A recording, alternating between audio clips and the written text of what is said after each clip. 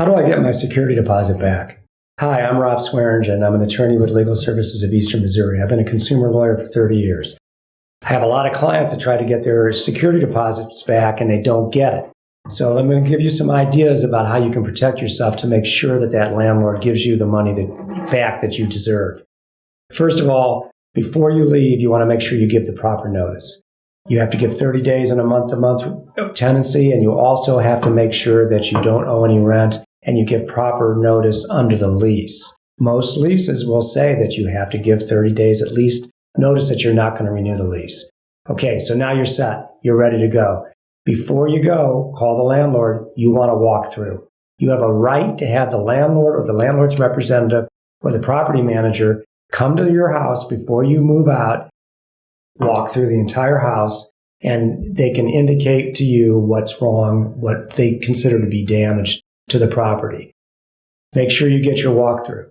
But even if you do get a walkthrough, before you leave, you want to clean up the place really well, right? Refrigerator, stove, bathroom, everything. Make it cleaner than it was when you got there. Then you're going to have to protect yourself by taking pictures. Lots of pictures. Pictures close, pictures far, pictures inside. You can't take too many pictures of your apartment. You're going to have to take pictures of every wall. You're going to have to take pictures of the floor, the carpet, everything. You don't have to develop these pictures. Just keep them in your phone or keep them in your camera in case you're going to need them, okay? Now, you have to give your landlord your new address. They have to know where you are so they can send you what the statute requires. The law requires that they send you a letter explaining exactly how they dealt with your security deposit. They have to itemize all of the things that they said were wrong, all the expenses that they incurred. And remember, these are expenses that they incurred. They can't charge you a set amount. They can only charge you what they actually spent to clean your apartment.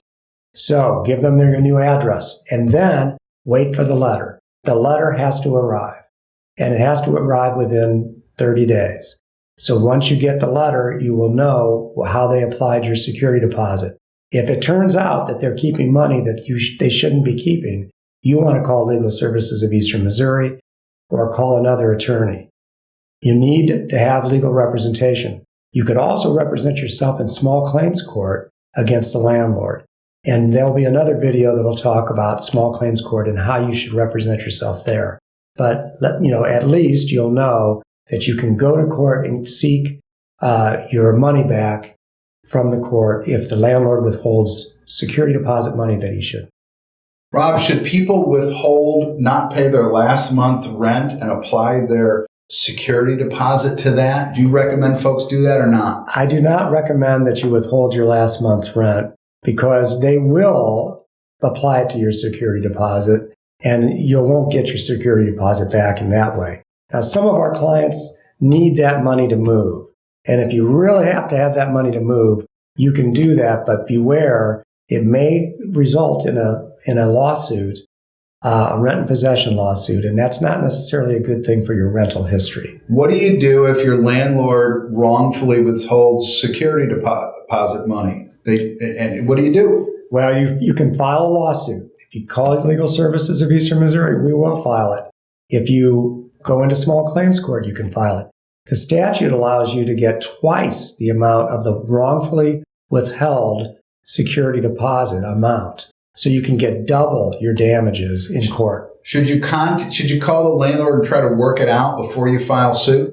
Once you get the letter from the landlord, you might call the landlord and say why and contest some of these items.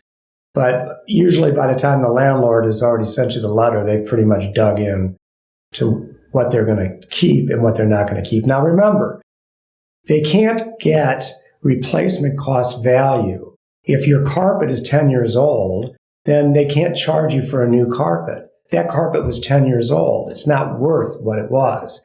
If your apartment hadn't been painted in many, many years, well, they have to paint anyway. So the normal wear and tear cannot be taken off of your security deposit. You can't be charged for normal wear and tear. What about normal cleaning? What about a few $100 to have a cleaning service coming? I don't see the reason why you would necessarily have to have a cleaning service if you left it as clean as it was when you moved in. Thank you.